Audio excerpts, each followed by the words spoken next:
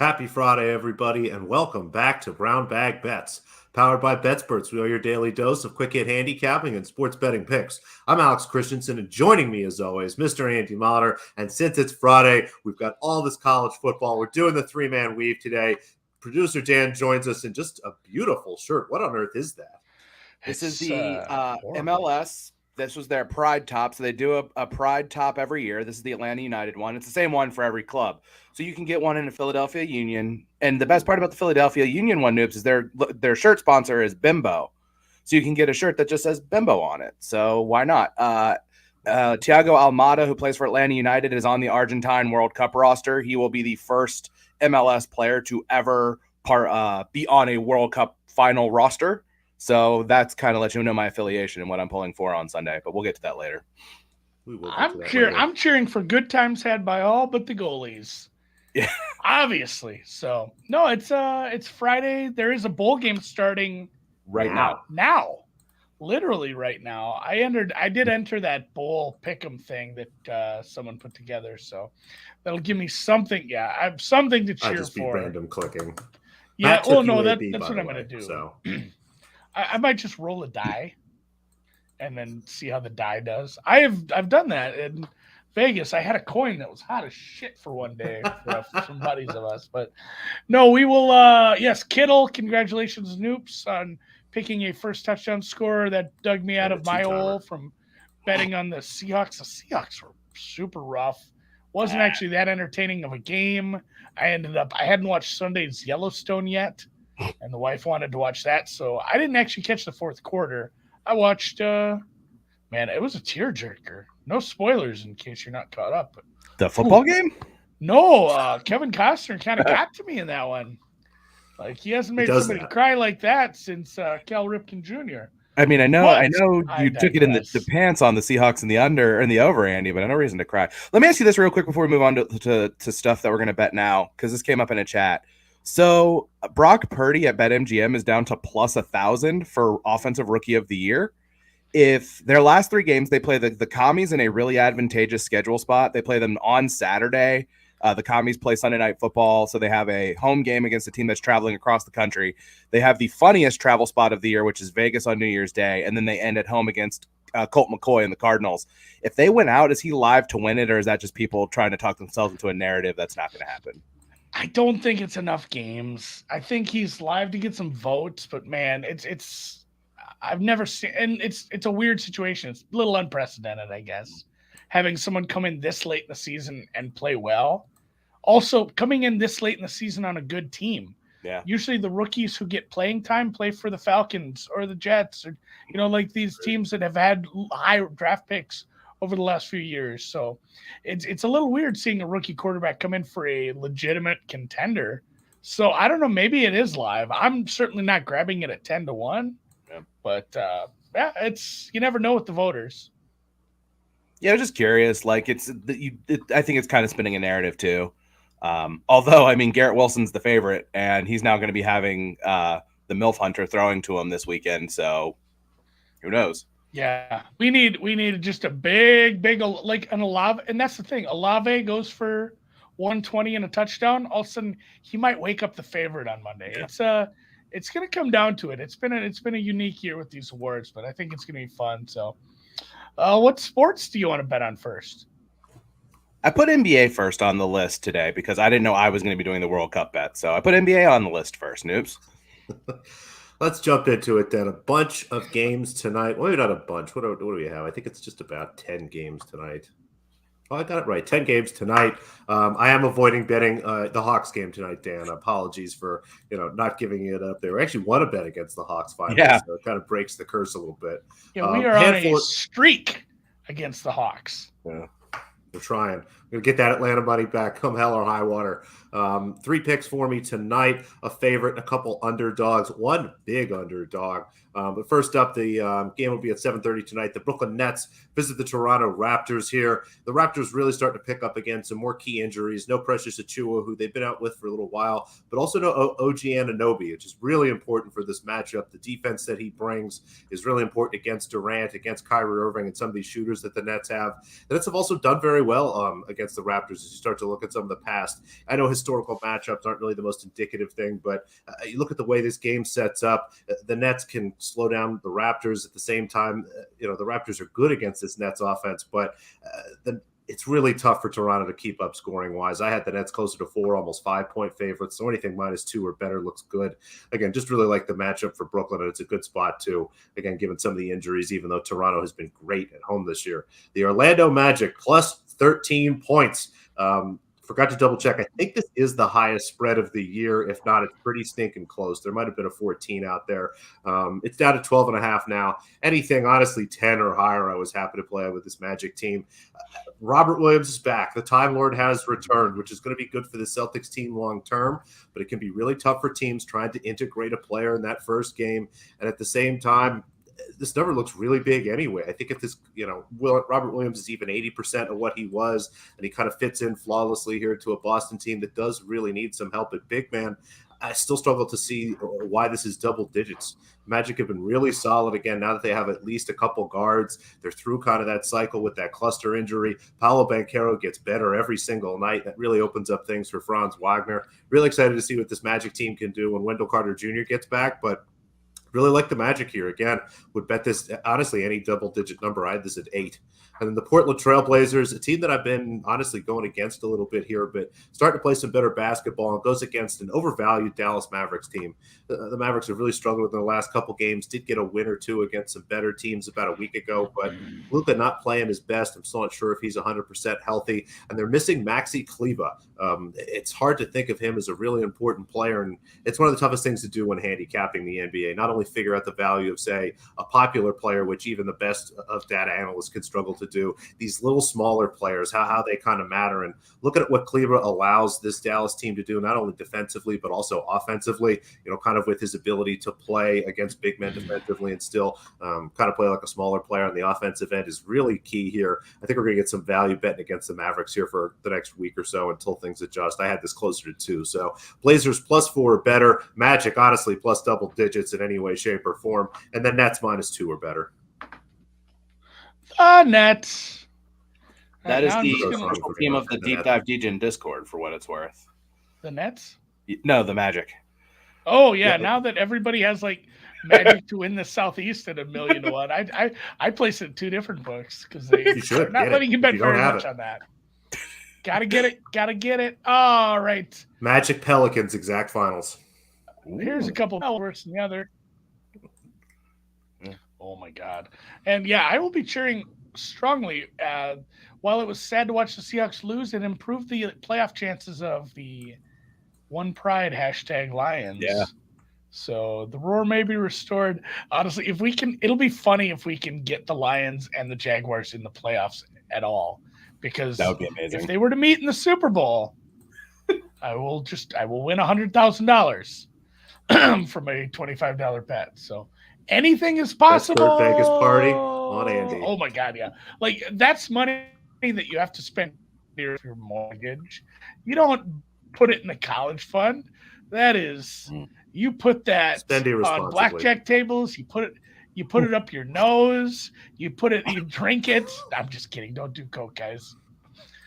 But you don't have to worry about how much cocaine costs. I thought you just like to use dollars as tissues. No, wasn't talking about snooze, but no, you do spend that kind of money irresponsibly.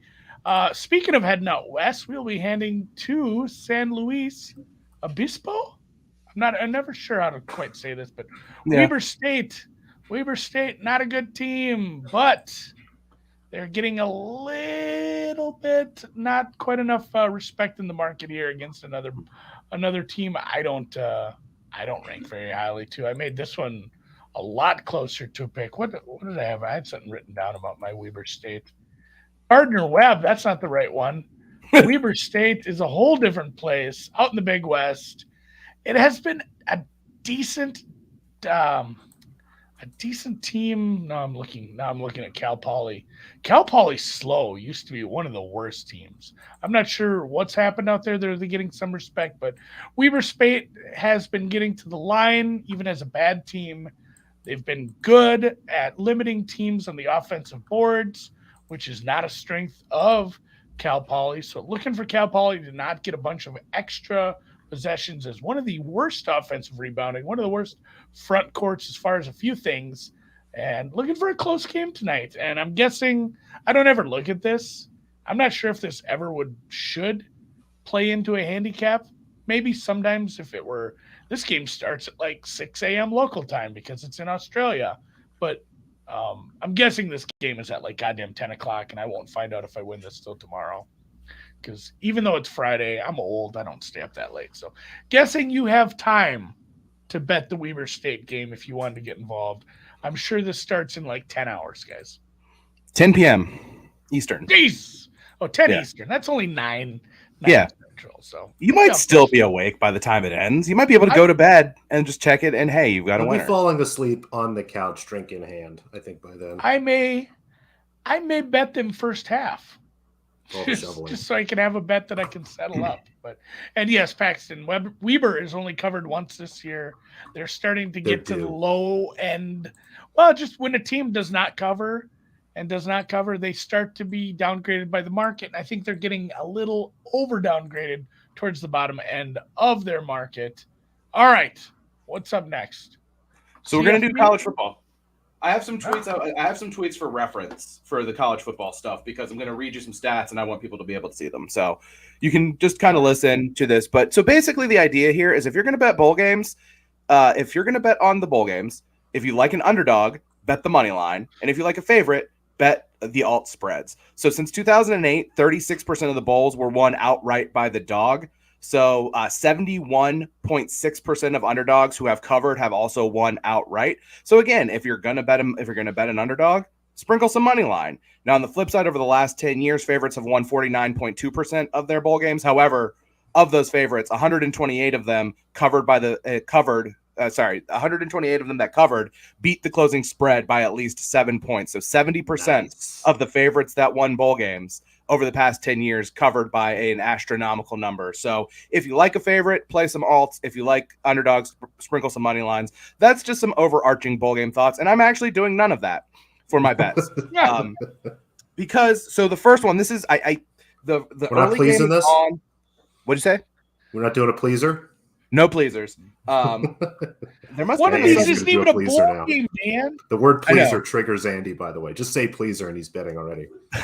One of these is not a bowl game. I'll get to it. We have our first game underway. I don't know what happened. Miami was driving and now suddenly UAB has the ball. Miami's wearing pirate logos on their jerseys and not as a tribute to Mike Leach, which might have factored in my handicap. But the second game today is one of the best bowl games of the entire season. This is the only bowl game that features two conference champions playing against each other. Now, if Georgia and Michigan win the semifinal, they will play. That will be the second one. But as of now, the Conference USA champions UTSA are playing the Sun Belt champions Troy in the Cure Bowl in Orlando today. This one's a total toss-up. If this even gets out to 3, maybe I would play Troy. But Frank Harris for UTSA is one of the most exciting and fun players in the country. Both of these teams have 2 losses. Troy lost to Ole Miss, and then on a Hail Mary to App State. UTSA lost in overtime to Houston, and then they lost to Texas, a game they were tied at halftime. These are 2 really, really good teams. I actually, if you want to watch an actual decent college football game, watch this. I'm going to roll with UTSA. The second one, this is not a bowl game. This is an FCS semifinal game. This is tonight at 7 p.m. North Dakota State is hosting Incarnate Word. Incarnate Word scores 1,000,000 points per game, but they play an up-tempo air raid kind of style, and, well, every time it feels like a team like that plays North Dakota State, the Bison just grind them down to a fine pace. So I'm fine laying the 9.5 there. Tomorrow, the Las Vegas Bowl. Florida is taking on Oregon State. And here's the thing. I know I'm taking the team total over for Oregon State here.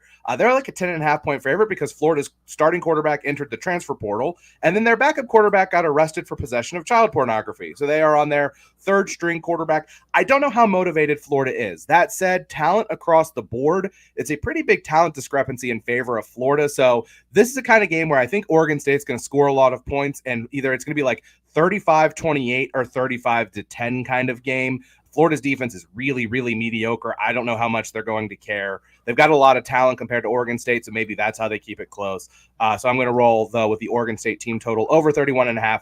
And then I have to bet this offshore because I'm not allowed to bet UConn football in the state of Connecticut. But UConn in a bowl game, nobody expected it whatsoever. Unless they were in the college football playoff. Nope. Not even allowed to do that. Tournament? Couldn't bet UConn in the NCAA tournament last year. Like they reneged on that rule last year. It was the dumbest thing in the world.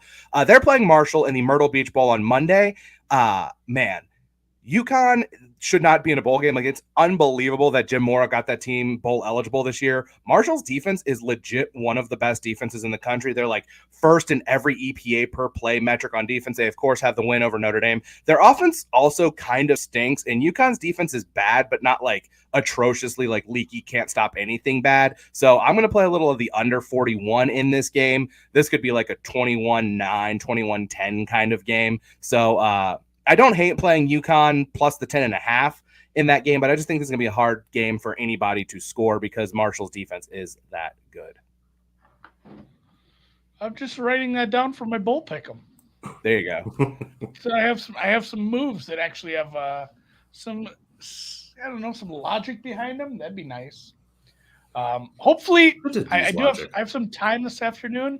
I'm almost close. I'm almost close. I'm very close to having my college basketball thing completely updated and married in with 2 years of data. So I think I might have a shitload of college basketball bets tomorrow. As soon as like this afternoon. I don't know. I'm excited about a big Saturday of betting 10 games and just stressing while I'm also my in-laws are coming. So are they definitely coming?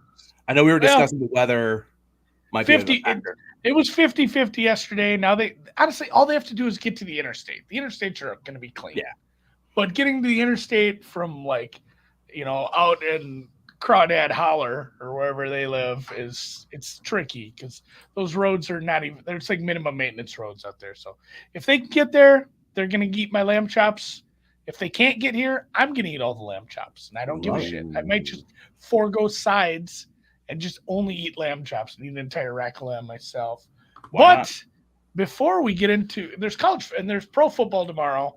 If you want to go over some of those breakdowns, we did them all in the deep dive 2 nights ago.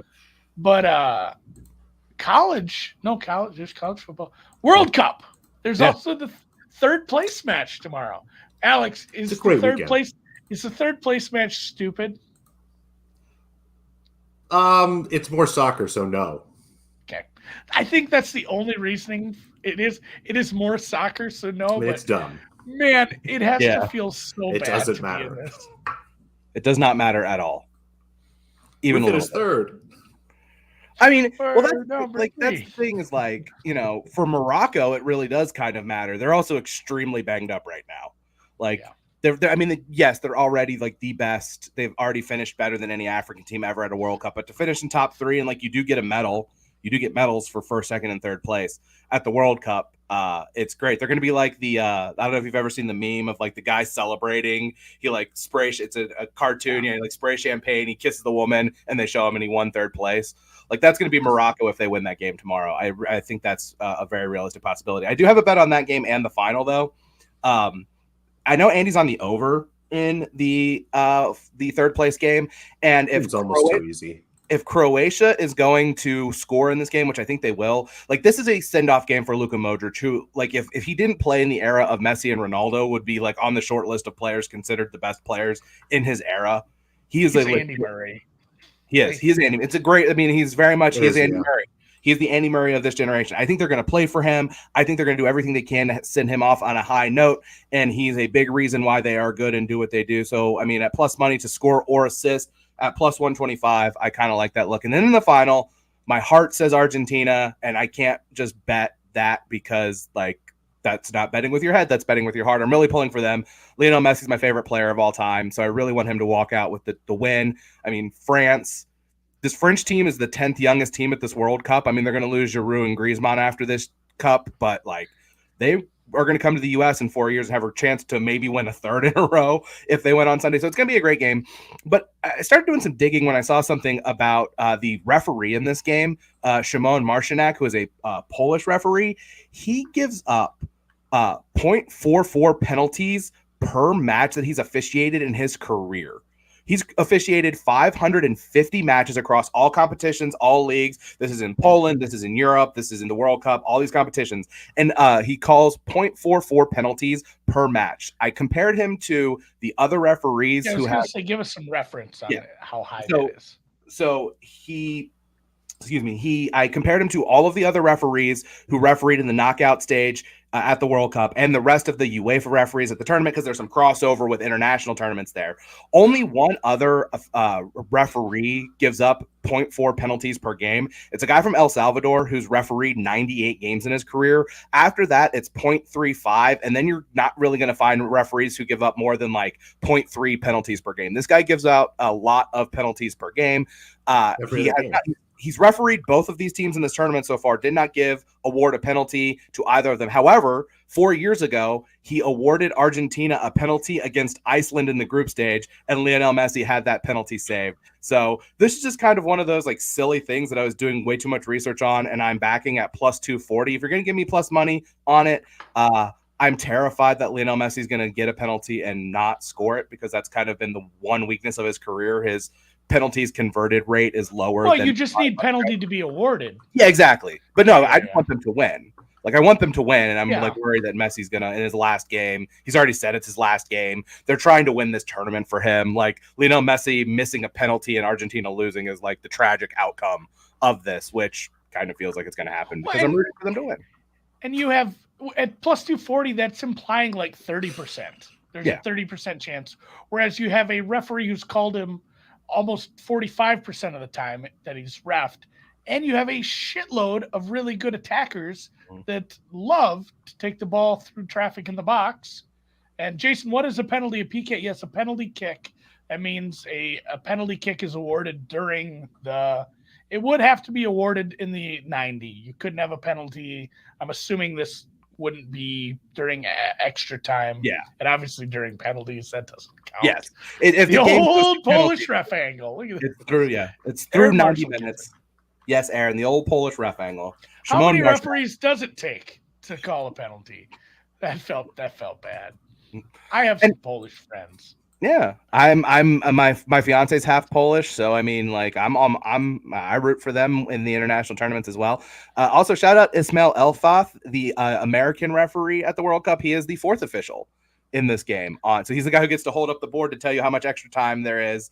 And America is in the World Cup final. We're in the World Cup final, baby. As the fourth referee. As the fourth. I mean, look, that's as close Number as we're 4. That's probably as close as we're ever going to get to it until we win the World Cup in 4 years. That's not okay. No, okay. All right. Well, let's send them off into the weekend. Honestly, you guys, you can spend time with your family next weekend when it's Christmas. We're talking third place match, bowl games, 3 standalone NFL games, a full slate of college basketball, the NBA, the NHL, and Lord knows there's Khabib on. So check it all out. Khadibi? I don't remember how to say them. Kabaddi. We're getting close to the Kabaddi playoff. I think we're actually going to be in the Kabaddi playoffs. For those of you who don't know what that is, I don't either, but it was on. I was jonesing for morning sports the other day, and it was the only thing on ESPN Plus. And Dan mentioned it, and I'm like, yeah, I clicked on it too the other day. I don't understand. I don't understand cricket. I'm not going to understand Kabaddi. So for me and Noops and producer Dan and everybody here, we wish you the best of you and yours as these holidays are upon us. Good luck in all things gambling, life, love, and lust. Honestly, it's that time of year too. Get in there, it's cold out. Get under the blankets with somebody you love. Hold their hand.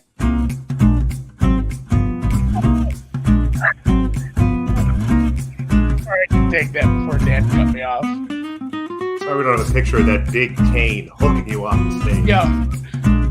What are they playing music?